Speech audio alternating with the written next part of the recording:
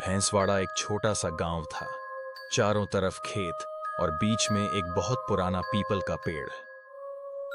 गांव वाले मानते थे कि वह पेड़ गांव का रक्षक है और दिवाली की रात उस पर दिया जलाना नियम था।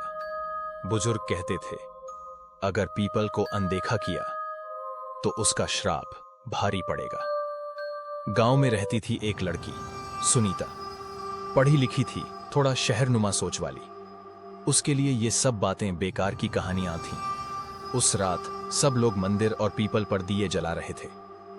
सुनीता हंसते हुए बोली, पेड़ पर दिया जलाने से क्या होगा?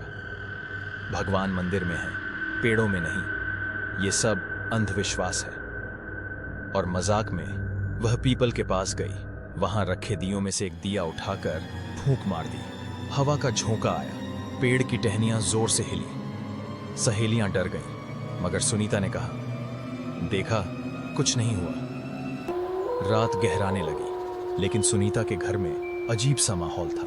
उसके कमरे में अचानक धुआं भरने लगा। सुनीता ने सोचा, पटाखों का धुआं होगा।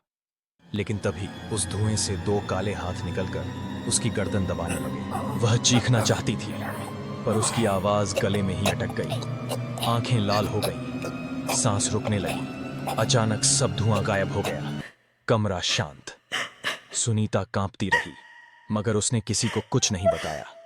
मध्य रात्रि के बाद पूरा गांव सो चुका था। सुनीता का कमरा अचानक खुद ब खुद खुला।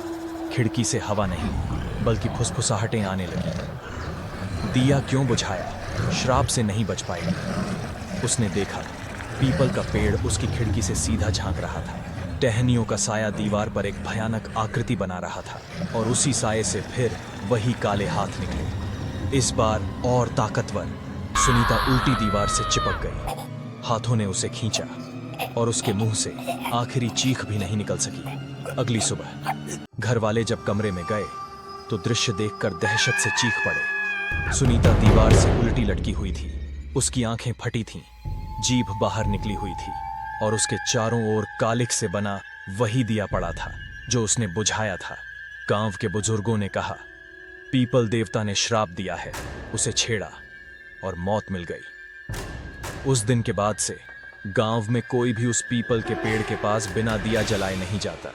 दोस्तों, ये थी कहानी पीपल का शाप। सोचिए, अगर दिवाली की रात आपके घर के पास भी कोई पीपल का पेड़ हो, तो क्या आप कभी उसका दिया बुझाएंगे?